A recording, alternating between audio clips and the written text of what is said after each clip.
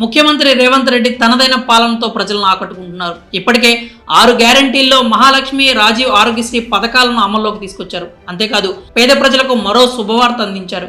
ఎంతో కాలంగా తెలంగాణలో ఎదురు చూస్తున్న కొత్త రేషన్ కార్డుల కోసం దరఖాస్తు చేయాలని చూస్తున్న వారికి గుడ్ న్యూస్ చెప్పారు. ప్రస్తుతం రాష్ట్ర వ్యాప్తంగా 89,98,000 రేషన్ కార్డులు ఉన్నాయి. వీటిలో జాతీయ ఆహార భద్రత చట్టం కింద జారీ అయిన కార్డులు 54,39,000 ఉన్నాయి.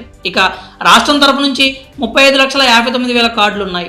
అర్హులపై పేద ప్రజలకు రేషన్ కార్డులు ఇవ్వాలని సర్కార్ నిర్ణయం తీసుకుంది. వివరాల్లోకి వెళ్తే పేద ప్రజలకు రేషన్ కార్డు ఎంతో ముఖ్యమైనది. ప్రభుత్వం ఇచ్చే వివిధ పథకాలకు రేషన్ కార్డు చాలా అవసరం. తెలంగాణలో కొత్త రేషన్ కార్డుల దరఖాస్తు కోసం ఎంతో మంది నిరుపేదలు ఎదురు చూస్తున్నారు. ఈ క్రమంలోనే రేవంత్ సర్కార్ వారికి గుడ్ న్యూస్ చెప్పింది. రాష్ట్రంలో కొత్త రేషన్ కార్డుల జారీ ప్రక్రియ త్వరలో ప్రారంభం కానుంది. ఈ నెల 28 నుంచి దరఖాస్తులు ఆహ్వానించేందుకు ప్రభుత్వం సిద్ధమవుతోంది. మీ సేవ ద్వారా ఆన్లైన్లో దరఖాస్తులు చేసుకునేలా అవకాశం కల్పించనుంది.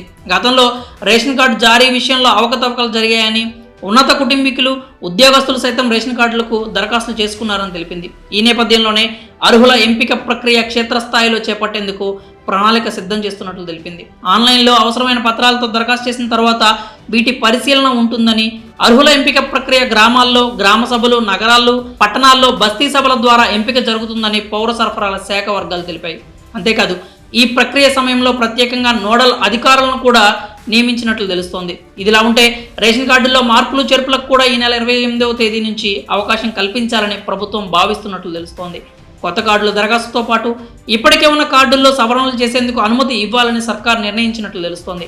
గత కొంతకాలంగా రేషన్ కార్డుల్లో కొత్త మెంబర్లు జాయిన్ చేయాలని, ఈ మేరకు 11,02,000 దరఖాస్తు వచ్చినట్లు తెలుస్తోంది.